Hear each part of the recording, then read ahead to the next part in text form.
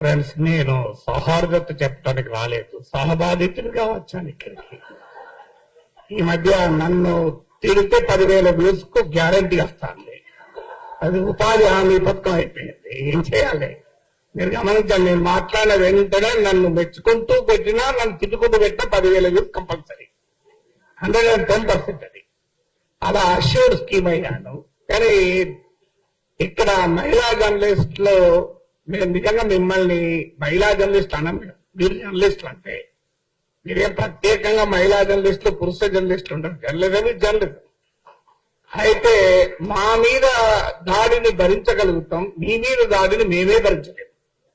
అందులో మీరు భరించి ఇంత ధైర్యంగా మాట్లాడుతున్నారంటే మొదటి విజయం మనం సాధించినట్లే. ఎందుకని వాళ్ళు ట్రోలింగ్ చేస్తున్నాడు? ఒక తులసి, ఒక వనజ, ఒక విప్లవశ్రీ, ఒక ఆస్మ, ఒక శ్రీనిధి ఇక మాట్లాడొద్దు అనేది వాడి ఉద్దేశం. నేను బహిరంగ నెట్టిక బిగ్గరగా మాట్లాడతా, ఏం చేసుకుంటూ చేసుకోపో అన్నాం. సో ఇది మొదటి విజయం. ఇప్పుడు మనం చర్చించాల్సింది what is to be done. ఏం చేయాలి? ఏం చేయాలంటే ఇంకా బిగ్గరగా మాట్లాడాలి. ఇది మొదటిది. ఎంత బిగ్గరగా మాట్లాడాలి? వాడు నిలబడేలా మాట్లాడాలి. ఎంతకాలం మాట్లాడుతుందా ట్రోలింగ్ చేస్తాడు, ఎప్పుడోసారి ఓపిక నశిస్తాడు కదా.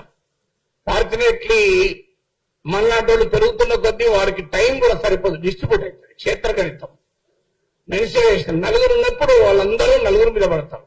40 మంది అయితే 40 మంది మీద పడతారు. 400 అయ్యారనుకోండి, మనం డిస్ట్రిబ్యూట్ అయిపోయి మన మీద ఆడి తగ్గుతుంది. అందువల్ల మనం మరింత ఎక్కువ మందిని సృష్టించే పని మనం చేయాలి. అందుకు మీరు నిజంగా మిమ్మల్ని అభినందిస్తుంది. ఎందుకంటే మీరు ధైర్యంగా ఉండడం. డిఆర్ మంకేకర్ అనే గొప్ప సంపాదకులు నో మై సన్ నెవర్ అని జర్నలిజంలోకి వచ్చే కొడుకును ఉద్దేశించి ఆ రోజుల్లో బుక్ రాశాడు. కానీ ఆ రోజుల్లో జర్నలిస్టుల స్థితిగతుల గురించి ఆలోచించి రాశాడు, ఈ ట్రోలింగ్ కాదు. సో ఈ రోజు ట్రోలింగ్ చూసి కూడా నో మై డాటర్ నెవర్ అనే దశ వచ్చింది. ఎస్ మై సిస్టర్ ఆల్వేస్ అని చెప్పాలి.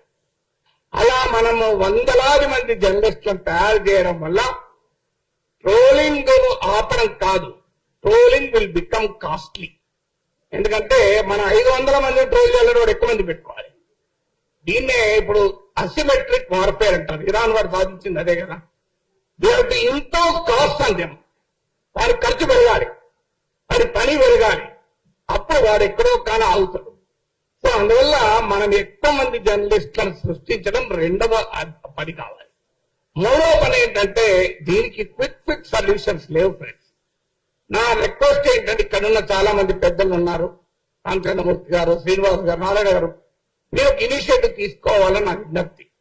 మీరు ప్రతి రాజకీయ పార్టీ అగ్రనాయకుని, 2 తెలుగు రాష్ట్రాల నాయకుని దగ్గరికి వెళ్ళి మా మీద నాగేశ్వరి మీద జరిగే ట్రోల్ గురించి మాట్లాడకండి, అది ఈజీగా డిఫెండ్ చేసుకుంటారు.